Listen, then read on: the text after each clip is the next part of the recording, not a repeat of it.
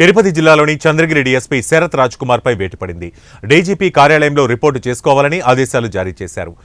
తన స్నేహితుడైన హోమియోపతి డాక్టర్ను స్ట్రాంగ్ రూమ్లోకి చంద్రగిరి డీఎస్పీ శరత్ రాజ్ కుమార్ తీసుకెళ్లారు. దీనికి సంబంధించిన దృశ్యాలు సీసీ కెమెరాలో రికార్డయ్యాయి.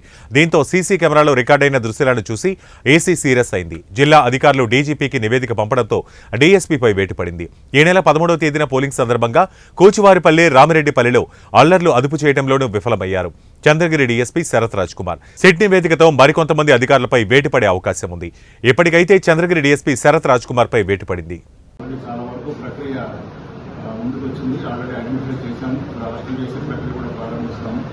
కాబట్టి అక్కడ మళ్ళా ఉద్రిక్తతలు లేవనెత్తకుండా క్రికెట్లు కూడా కంటిన్యూ చేస్తున్నాము. కాబట్టి అక్కడ ఇంకొకసారి ఇన్సిడెంట్ జరగకుండా చూస్తాం. ఆ ఇన్సిడెంట్ కూడా ఇద్దరు అభ్యర్థులు కూడా ఉన్నారు సార్. ఇక్కడ రామిరెడ్డిపల్లి ఇన్సిడెంట్ కూడా ఇద్దరు అభ్యర్థులు ఉన్నారనేసి కూడా మన మీడియాలో కానీ అన్నింటిలో వచ్చింది సార్.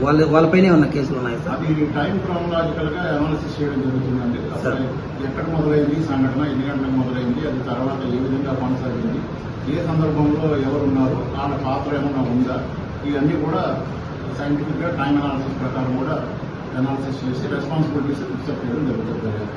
ఎటువంటి సంబంధం లేని వ్యక్తులపైన కూడా కేసులు నమోదు చేయాలని ఒక ఆరోపణ ఉంది సార్. అటువంటిది ఏముండదండి.